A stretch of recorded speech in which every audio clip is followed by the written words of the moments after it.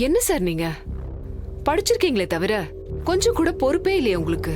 என்னாச்சு டாக்டர்? 4 மாசம் வளர்ந்த கருவை யாராவது அபார்ட் பண்ணுவாங்களா?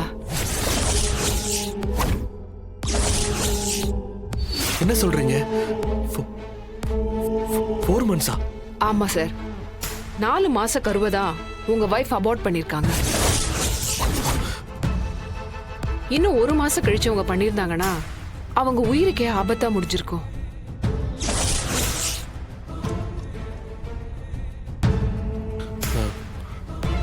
டாக்டர், நீங்க எனக்கு ஒரு ஹெல்ப் பண்ணணும். சொல்லுங்க.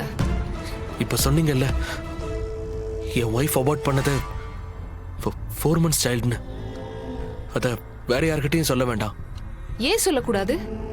அதுதானே உண்மை. டாக்டர், எங்களுக்கு கல்யாணமாகியே 2 மாசம் தான் ஆகுது.